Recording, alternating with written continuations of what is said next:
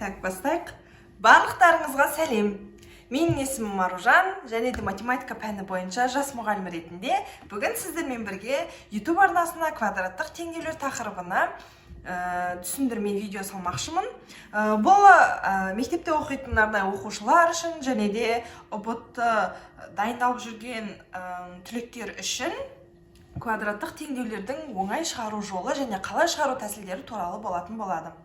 Жалпы квадраттық теңдеулер дегеніміз экранда көрініп тұрғандай ax квадрат плюс bx плюс c тең 0 деген формула арқылы жалпы формуласы осылай берілетін болады. Яғни бұл жерде бізде табу керек нәрсе екі еселенген квадрат x-тің мәнін табу керек.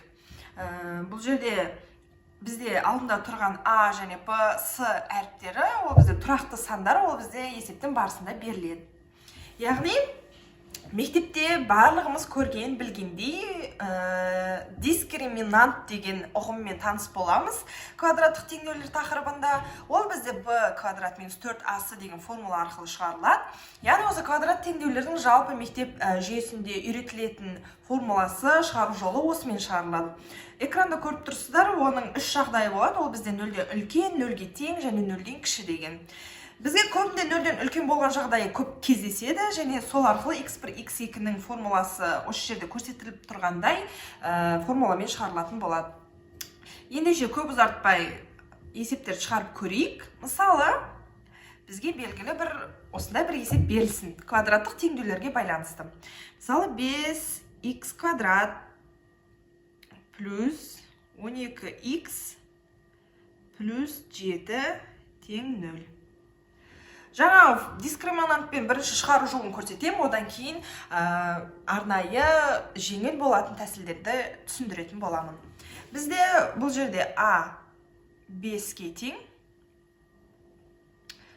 b 12-ге тең, 7 ол бізде с-ға тең. Яғни, көріп тұрғандарыңызда дискриминант формуласын қолданайық. d тең b квадрат, 12-нің квадраты ол бізде 144 минус 4ac, яғни 5 көбейтілген 7. Тең 5-ті 4-ке көбейтсек 20, 20-ны 7-ге көбейтсек 140, 144-тен 140-ті азайтсақ, ол бізде 4-ті береді.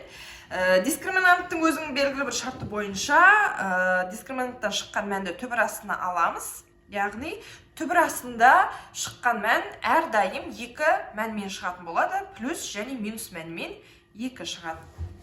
Енді x1, x2-ні тауып көрейік. x1 минус b минус түбір асты d немесе плюсын алайық бірінші. Сосын 2a тең x1 тең. Бізде b мәні 12-ге тең, минус 12 плюс түбір астынан шыққан бойынша плюс 2-ні аламыз, бөлеміз 2-ні көбейтілген 5-ге. Яғни 10-ға 2 көбейтілген 5 10 болады. Тең.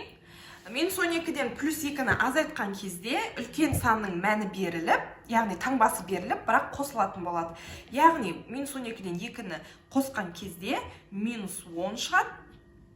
И оны 10-ға бөлсек, екеуі қысқарып кетеді, минус 1-ге тең болады. Енді дәл осылай қарама-қарсы таңбасымен шығарып көреміз x2-ні. Минус 12, енді бұл жол минус 2, екінші мәнін аламыз. И 2 көбейтілген 5, ол бізде 10 тең. Минус 2-ден минус 2-ні азайтқан кезде олар қосылады, бірақ таңбасы минусқа тең болады. Яғни минус 14 бөлінген 10. Екеуін көріп тұрғандарыңызда 2-ге қысқартып жіберейік. Сол кезде мәні қанша шығады екен?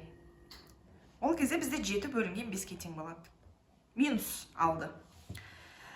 Көріп тұрғандарыңыздай, бізде бастапқа берілген 5x квадрат плюс 12x плюс 7 тең 0 квадраттық теңдеуіміздің x мәндері минус 1-ге және минус 7-ден 5-ге тең болды.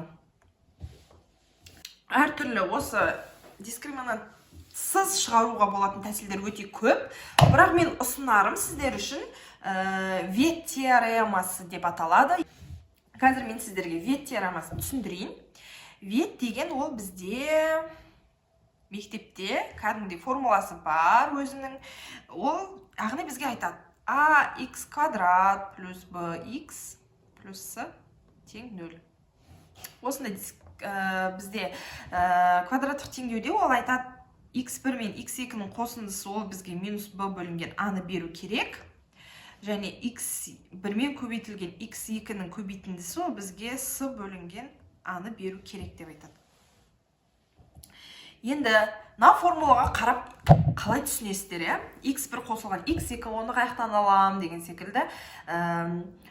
Және біз минус, мысалы, мына жердегі b мен a-ны бөлген кезде x1 қосылған x2-ні не үшін табамыз деген сұрақтар туындамасы үшін сіздерге көз алдарыңызға осындай сызба арқылы түсіндірген негізі түсінікті болады деп ойлаймын. X квадрат плюс 4x плюс 3. Осында есеп берілді дейік. Қалай ветпен шығара аламыз? X квадрат ол бізде x көбейтілген x-тің көбейтіндісіне шығады, яғни x-ті көбейткенде x-ға төбесіндегі бізде x квадратты береді. Бізге табу керек 3-тің көбейтінділерін. Яғни ол қандай сандардың көбейтіндісінен тұрады. 3-те ол бізде 3 көбейту 1, немесе 1 көбейтілген 3. Осы екі-ақ вариант бар. Яғни 3 көбейтілген 1. Біз мына жерде таңбадан шатаспау керекпіз. Бірақ бізге табу керек мынау плюс 4x-ті. Түсіндіріп айтқан кезде, мына екі бағанды көбейтіп, бір-біріне қосқан кезде, ортасындағы 4x шығу керек, плюс 4x шығу керек. Яғни таңбасына да қарау керек. Бұлай диагонал бойынша көбейтеміз. Яғни 1 мен x-ті көбейтеміз, сосын 3 мен x-ті көбейтеміз. И қосамыз. 1 мен x-ті көбейткен кезде ол x-ті береді. И ортасы бізде плюс, 3 мен x-ті көбейтсек 3x болады. И бізде мәні қаншаға тең? Плюс 4x-ға тең. Ортасындағы 4x шықты ма? Иә, шықты. Бастапқы берілген есептің шарты бойынша квадраттық 4x плюс 3 тең 0-дің біздегі x1, x мәні, ол бізде қаншаға тең болды? x1-іміз минус 3-ге, x2-іміз минус 1-ге тең болды. Бүгінге осы тақырып практика жүзінде есептерді де шығарып көрдік. Сіздерге түсінікті болды деген ойдамын, тақырып ұнады деген ойдамын, және де осы видео форматта YouTube'та тағы да бұндай видеолар өзінің жалғасын табатын болады. Сол себеппен менімен бірге болыңыздар. Тақырып ұнаған болса, және де Вет теоремасын түсінбеген болып, осы арқылы түсінген болсаңыздар, онда сіздер үшін өте қуанышты болатын едім. Менімен бірге болыңыздар, әлі де жалғасатын болады. Келесі кездескенше!